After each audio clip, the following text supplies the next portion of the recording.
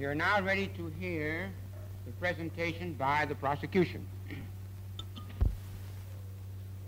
This was the tragic fulfillment of a program of intolerance and arrogance. Vengeance is not our goal, nor do we seek merely a just retribution.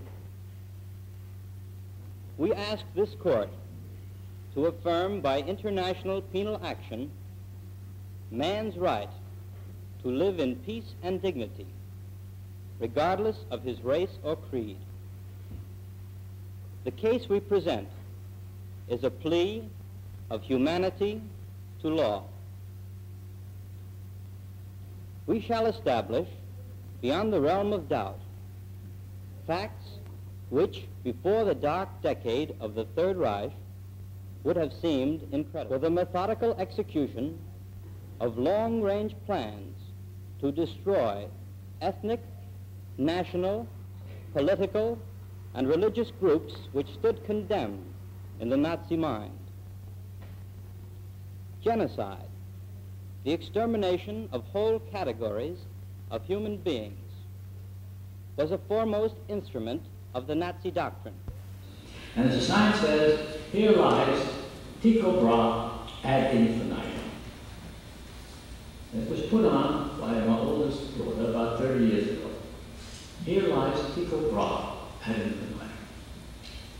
And that explains me, and I'll tell you what that means. I'm sure there's nobody here who knows what that means. Tycho Brahe was a Danish astronomer,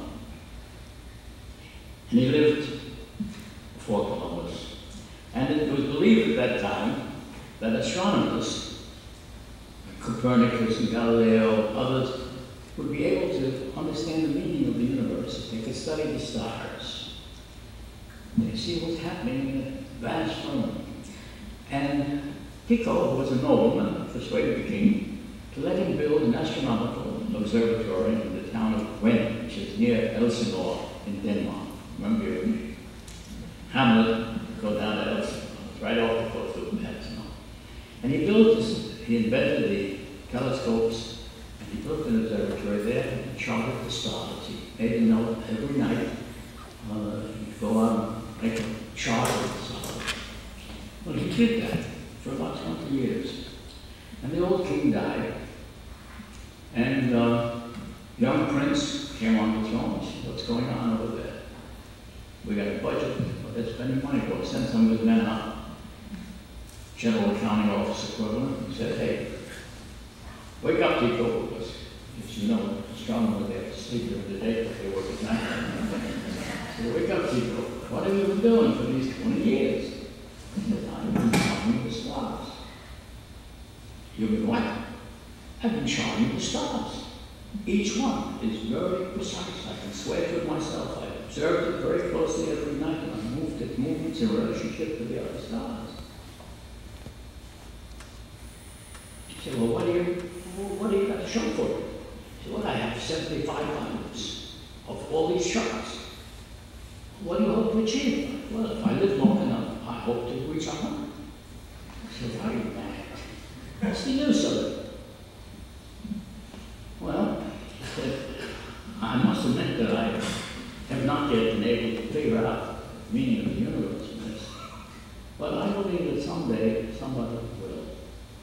And I will have saved that person 25 years later. And the interesting sequel is that when our astronauts landed on the moon, and I gave a symbol of that to Mrs. Cowell, his close friend, when they landed on the moon, they had with them the tables of Tycho.